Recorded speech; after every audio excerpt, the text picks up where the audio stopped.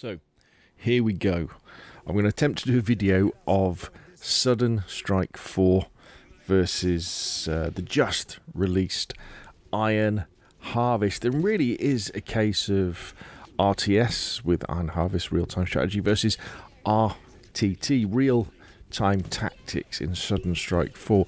That's kind of the crux of the difference between these two games in the way that the gameplay works as well. So, obviously, on the face of it, we've got games that are set in an era that isn't that too far apart. Iron Harvest, set just after the First World War.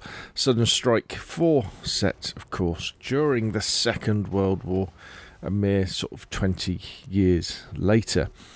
However, the Europe that we find in Iron Harvest is subtly different than the one in the history books. In Iron Harvest, during the First World War, the powers, instead of developing tanks as the main weapon of mass destruction, they developed armoured mechs, which stomp around the battlefield in all sorts of different guises, from anti-personnel mechs to anti-tank mechs to artillery mechs, and they generally cause confusion and an awful lot of destruction when it comes to buildings and infantry and sometimes your own mechs too. Whereas in Sudden Strike 4 we've got an attempt at least to recreate almost a simulation of the battlefields of World War II. I know it's an arcadey version, isn't it? But for example, in Iron Harvest, you have hero units, so you might have a mech that's particularly powerful, or you might have a young girl who runs around with a bear. That's pretty powerful too. You won't find anything like that in Sudden Strike 4. But let's get back to this RTS versus RTT difference as well. So, In Iron Harvest, what happens is when, depending what game mode you're playing, so for example you have the campaign, which, as you can imagine, there's this story arc that you follow with three of the different factions that are fighting within Europe, and each campaign mission, they vary, but they tend to be something like Sudden Strike 4 missions, where you'll be on a large map and you've got to capture these objectives on the way through. Both games have campaign type maps, and then you'll have multiplayer where you fight other people online. Then you have skirmish mode. Now skirmish mode is really interesting because in both games it will put you on a map, and you have lots of choices of different maps, and then you fight against the AI in a free form battle. Now the difference with, as I see it anyway, with the RTS is that they're just as much about gathering resources and then building structures that will then build you more units, as well as just about fighting with those units. So in Iron Harvest, when you're playing in skirmish, or you're playing one of the campaign levels that's based around basically a skirmish mode, what you have to do is you have to build your headquarters, you have to build some barracks, you have to build a workshop, and then you have to go out and you have to get things like oil pumps or iron mines, and scavenge wrecks of destroyed mechs, and that then enables you to produce more riflemen, more engineers, more grenadiers, more anti-armor soldiers, and be able to build mechs and anti-mech cannons, that sort of thing, which you can then throw into the battle.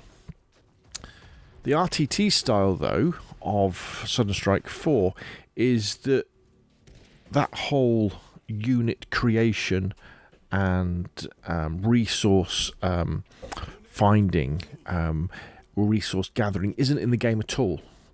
In Sudden Strike 4, when you're playing the campaign, you'll be given a number of armoured units, a number of infantry, a number of, say, aircraft missions that you can use, and that's it. You can't build any factories to make you more Tiger tanks, or build any barracks to get you more soldiers. Now, as you're playing through the level, the game will give you reinforcements, and it'll say reinforcements has arrived.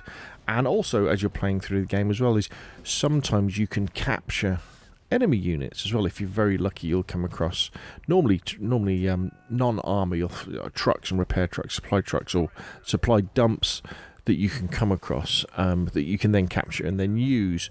But there's none of this build an extra base and get more vehicles, get more armor, get more mechs. There's none of that in Sudden Strike 4. So that's the difference really between the two games. Now, obviously, are they fun to play? And the answer is absolutely 100% yes. They're both really good, even though they look sort of similar in the fact that of the point of view they take of the battlefield. But I would have to say that Iron Harvest is definitely more of a fun type take on the genre. It's not that serious, and I know people are getting blown up and getting killed, and some of the issues that you're tackling are quite serious as well. With issues of occupation and freedom, and the horrors of war and that sort of thing. But some of it is quite light-hearted, and some of it is quite funny, actually, the way that the characters talk to each other, the things they say is really pretty cool. Where Sudden Strike 4 is pretty serious. It's Tiger tanks versus Churchill tanks. It's Stuka dive bombers coming in, attacking American platoons and that sort of thing. However, what I would say is, if you enjoy Sudden Strike 4 and you're considering whether you think you should go for a game like Iron Harvest, I would say absolutely yes, get it, because these sorts of games don't come along very often. And in fact, Iron Harvest comes from a Kickstarter a few years ago where the developer was like, look, we don't get enough of this type of game, since Command and Conquer, since Company of Heroes, since Dune 2, all that sort of thing. There aren't enough RTS games. So then they went out and got a Kickstarter to create Iron Harvest, which is based, the world is based on the world 1920 plus world created by Polish artists, which is all based around this idea of mechs being the tanks of their day rather than tanks, and it really is pretty cool indeed. So there we go. Sudden Strike 4 versus Iron Harvest. RTT, real-time tactics versus real-time strategy. However, they're both really fun games to play. They both have that moment where you've set up all your units and you're just leaving it to them.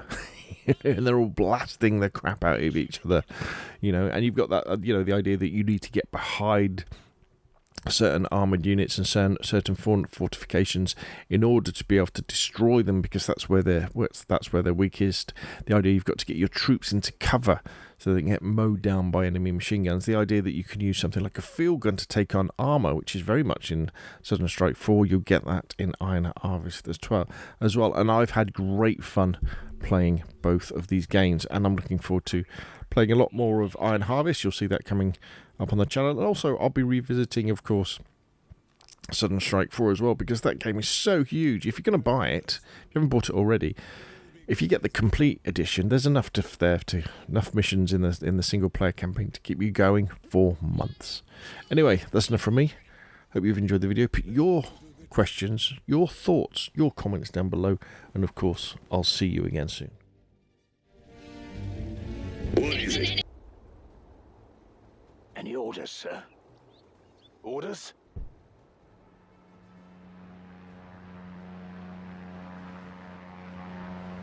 Flying to destination. Target in sight.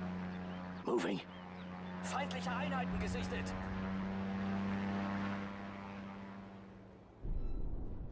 Infantry ready.